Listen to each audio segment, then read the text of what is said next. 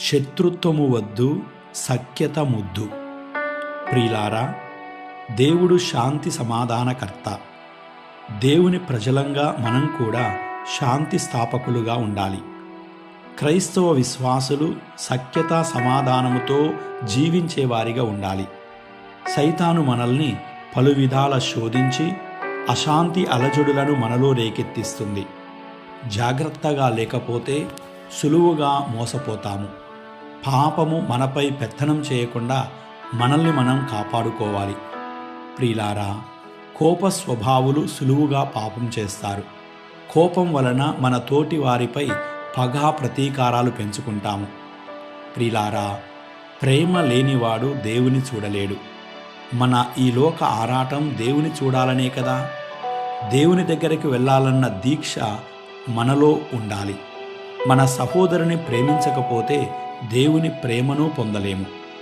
సృష్టి ఆరంభములో సహోదర ప్రేమ లోపించుటచే తన సోదరుణ్ణి కయీను ద్వేషించాడు. మంచి చేయలేని వారు తోటి వారిని ద్వేషిస్తారు. మనం చాలా మార్లు మంచి చేయము, చేసేవారిని అడ్డగిస్తాము. తన తమ్ముడైన హేబేలును ద్వేషించిన కయీను శాశ్వతముగా దేవునితో సఖ్యతను కోల్పోయాడు. మొదట తన తమ్ముని విరోధిగా చూశాడు, ఆ తరువాత దేవుణ్ణే విరోధిగా చూశాడు. ప్రియులారా, సైతాను ఎప్పుడూ మన హృదయ ద్వారం చెంతనే ఉంటాడు. ఏ విధంగానైనా మనలోనికి ప్రవేశించి పడగొట్టడానికి ఎదురు చూస్తాడు. ఒకే కుటుంబంలో ఉన్న కుటుంబ సభ్యులు కూడా సైతాను ప్రభావం వలన పాడు చేయబడ్డారు. ఒకరికి ఒకరు దూరం చేయబడ్డారు.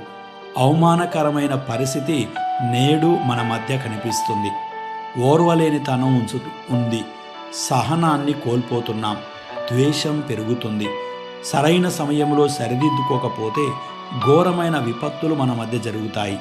ప్రియులారా, మనలోని కోపాన్ని అణుచుకోకపోతే, విరోధాన్ని పక్కన పెట్టకపోతే మన తోటి వారిని మనం ప్రేమించలేం.